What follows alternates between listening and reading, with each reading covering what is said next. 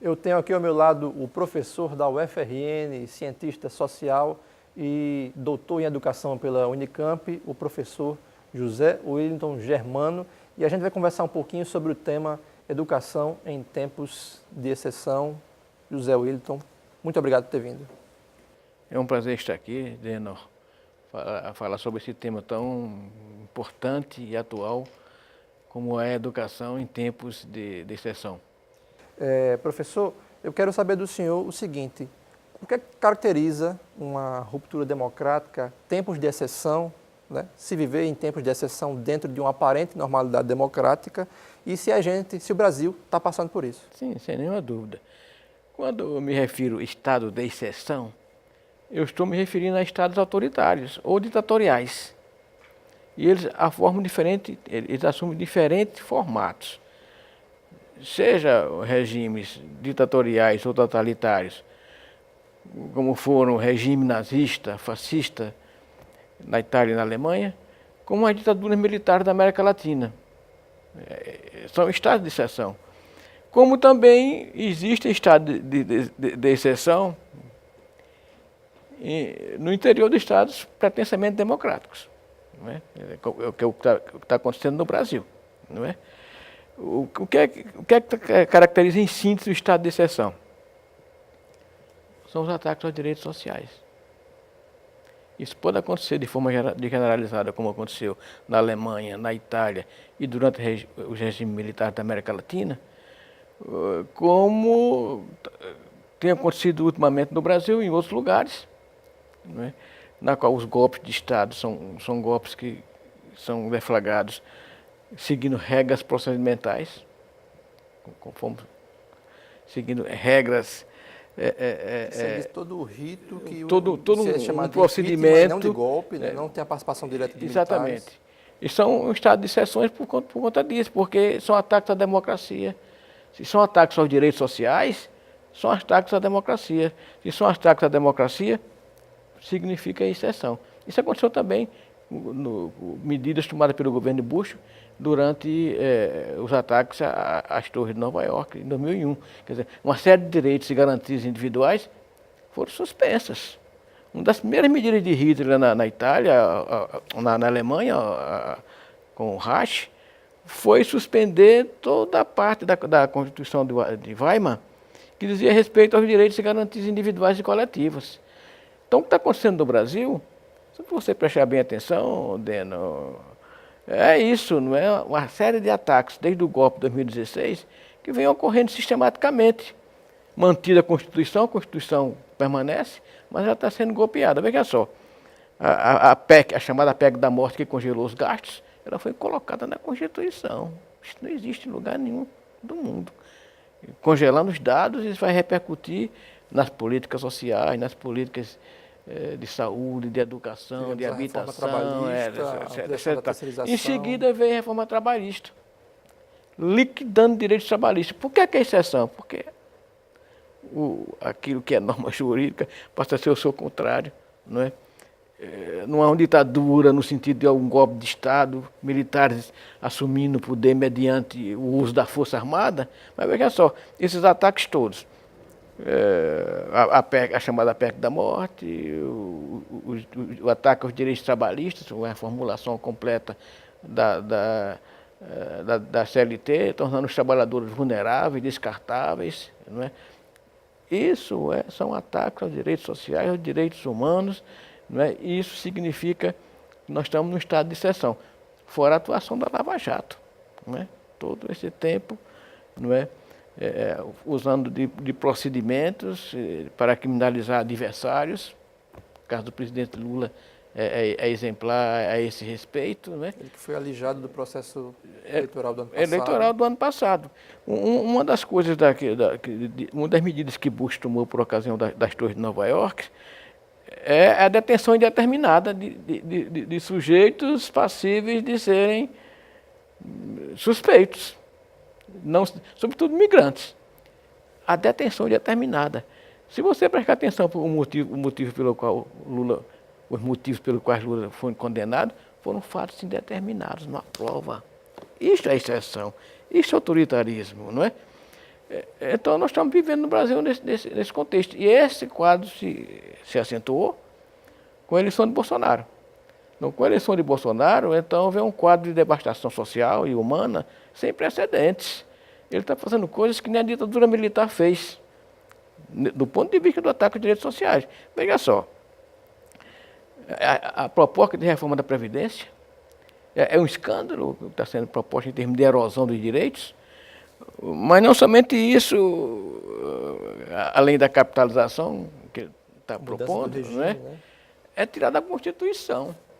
Veja a contradição. Ao mesmo tempo que ele colocou um plano econômico na Constituição, que foi a PEC da morte, país no mundo coloca plano econômico em Constituição, eles colocaram para engessar o gasto público em diferentes áreas, sobretudo na área social. E no que diz respeito aos direitos individuais e coletivos, eles querem retirar da Constituição. Veja só, por isso que é exceção. Não é? Isso tudo feito, como eu disse, dentro dos ritos, inclusive sim, amparado sim, é por isso que pelos juristas, né, pelo judiciário. Mas criticado pelos juristas sérios, né? Alguns sérios, né? A grande maioria, a grande maioria. Um jurista chamado Paulo César Serrano, Pedro Paulo Serrano, ele disse que um Estado de exceção dentro do Estado democrático. Isso é um Estado de exceção dentro do Estado democrático de direito. Quer dizer, as instituições formalmente continuam funcionando, o parlamento, o judiciário, o executivo, etc. Não é? A Constituição está aí, mas sofre esses ataques. Então você veja, que eu queria chamar a atenção é esse aspecto coloca um plano econômico na Constituição, isso não existe em lugar nenhum do mundo, e retira direitos, propor que a gente retire direitos a partir da reforma da Previdência, que eu estou me reportando, da Constituição. E fora outras medidas. Se você prestar atenção do ponto de vista dos sindicatos, é assustador. Primeiro, a reforma trabalhista suspendeu o imposto sindical, né? Não foi a reforma trabalhista. Foi uma medida provisória. Medida provisória, sim, medida provisória que foi editada nesse ano. É para sufocar economicamente os sindicatos.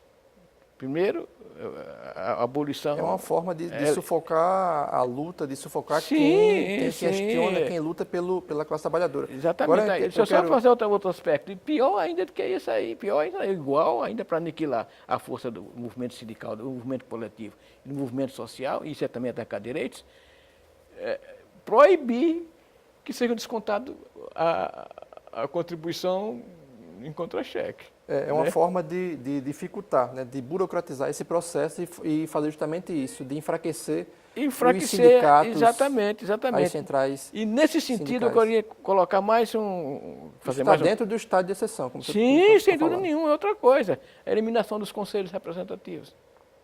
Uma série de conselhos que foram eliminados agora. Dezenas de conselhos foram eliminados. Isso é uma forma de ataque à democracia. Isso é uma forma de ataque. Por isso que é uma maneira até sutil. Nem todo mundo consegue perceber. Ninguém acha que aqui os conselhos são burocracia e tudo mais. Então, acha que é algo normal. Esses conselhos, eles são uma forma de ação coletiva. Conselhos, conferências. A Conferência de Educação, a Conferência Nacional de Educação, praticamente foi aniquilada. Não é? Então, isso caracteriza, em linhas gerais, em poucas palavras, o que nós podemos entender estado de exceção. Eu estou falando de estado de exceção, não estou falando algo que é diferente do estado democrático. Estou falando de estados autoritários e estados ditatoriais. Bem em síntese aí. Um estado autoritário travestido de democracia. Agora, professor, eu tenho uma série de perguntas para lhe fazer, não vamos conseguir fazer todas. Esse governo, a gente vê que ele não prioriza a educação pública, tanto que cortou aí bilhões em investimentos. E no momento, ao mesmo tempo, os professores estão sendo tratados como inimigos, né, da sociedade, tratados como doutrinadores, né, e que, inclusive, até o Paulo Guedes vem dizendo que eles atrasam o desenvolvimento do país. Eu quero saber do senhor, como professor, como é que o senhor avalia esse momento que a educação brasileira está vivendo e essas declarações desse governo? Não, uma tragédia. Em primeiro lugar, se nós estamos falando em estado de exceção, Deno, nós temos que lembrar que uma das primeiras áreas que os regimes autoritários atacam, regimes autoritários ou ditatoriais atacam, é a área da educação, da cultura dos intelectuais, etc. Isso aconteceu em todos os lugares.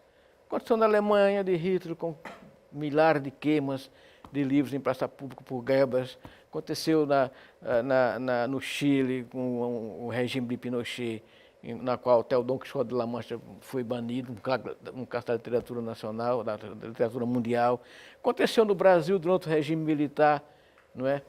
Invasões de universidades, queima do dita caça aos comunistas, né? Em nome justamente disso aí. Em nome do que eles diziam que era a Lei de Segurança Nacional. Exatamente. Então, no Brasil aconteceu, uma das primeiras coisas com o golpe militar de 64, foi a invasão e queima, incêndio do prédio da UNE. Uma das primeiras coisas que aconteceu.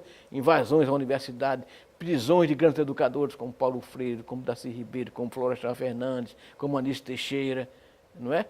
Ataques ao mundo artístico de Chico Buarque, Caetano, teatro, censura à imprensa.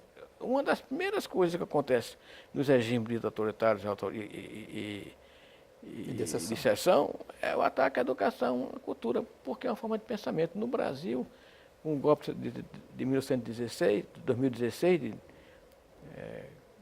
na qual Temer assumiu o governo, vamos prestar atenção no que aconteceu de lá para cá na educação. Um dos primeiros atos no pós-golpe de 2016, pouca gente se lembra disso, foi a invasão armada à Escola Nacional Florestan Fernandes, uma escola do MST, uma escola que foi construída com recursos de voluntários de todo mundo. Nomes expressivos contribuíram para essa escola, como Saramago, José Saramago, o grande escritor português, como Chico Buarque de Holanda, como o grande fotógrafo Sebastião Salgado.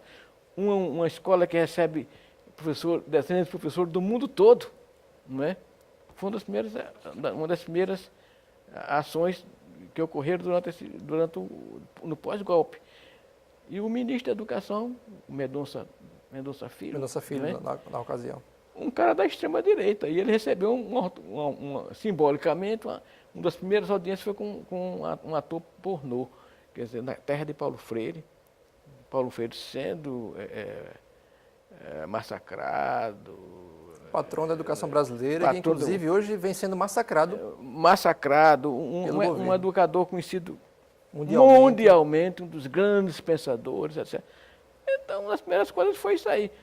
O regime militar e autoritários fazem reformas educacionais. Veja só. O regime militar do Brasil houve a reforma gentil na Itália, durante o fascismo, e o Temer fez uma reforma do ensino médio, e agora a educação está sendo atacada com a chamada escola sem partido e outras versões. Universidades foram invadidas, a ideia de escola sem partido, de educação domiciliar.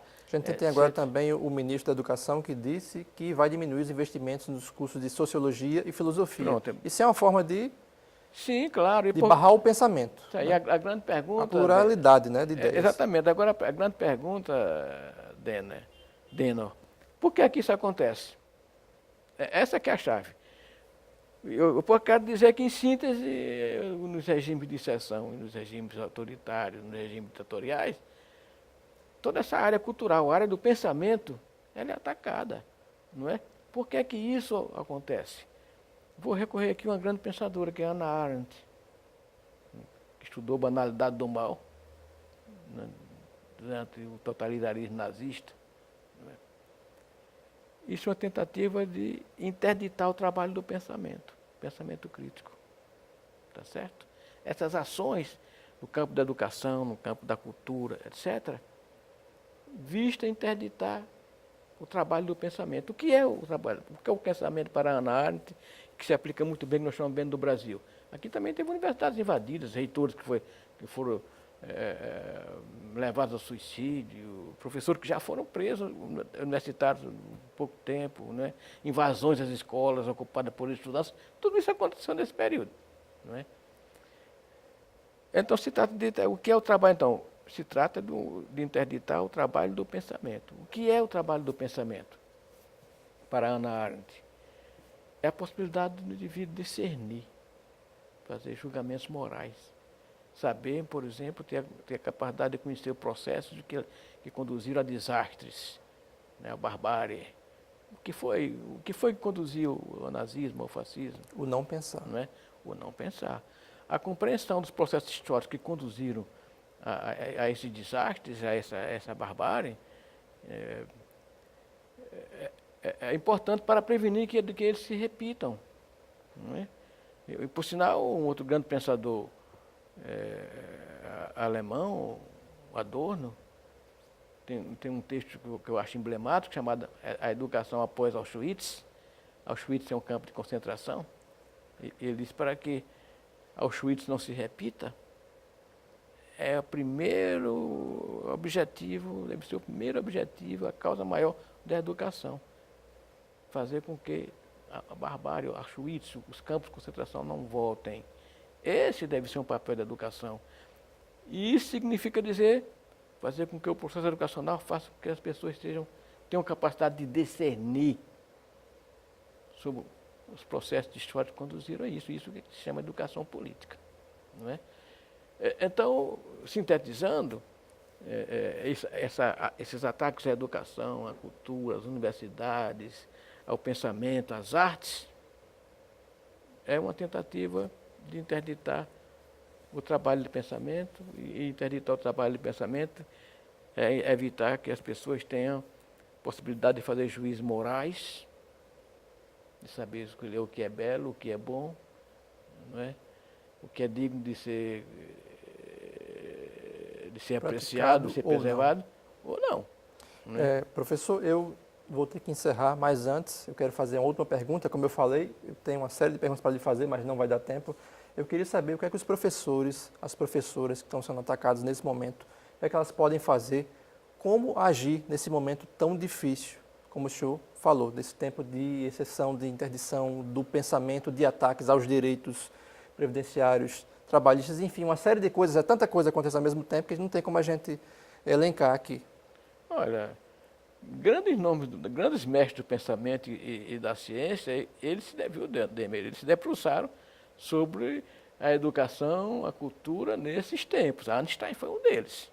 Einstein, Adorno, Paulo Freire, Hannah Arendt e tantos outros.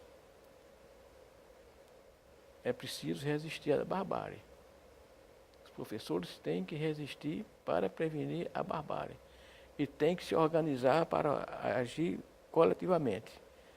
Caso isso não aconteça, seremos todos tragados pela barbárie. E como é que se resiste? É o campo da política, né? A própria Hannah Arendt diz que fora da política não há salvação, não é? E o José Mujica, ex-presidente do Uruguai, ele disse que a política é um campo cujo objetivo é reduzir a dor, não é? E a desigualdade. Então, é a injustiça. Cabe aos professores resistir do ponto de vista do que é o seu que fazer, que é a atividade docente. Que é o conhecimento. O conhecimento é a arma que está nas mãos dos explicitando professores. processos de dominação, desconstruindo narrativas hegemônicas, tornando visíveis processos históricos que levaram a desastres. E isso é um papel que ele pode fazer no seu que fazer como professor. E, claro, atuar nas suas entidades representativas e nos movimentos sociais,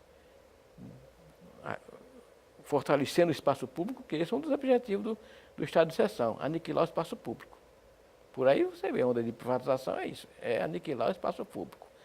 E fazer calar a voz, porque não existe espaço público sem a palavra.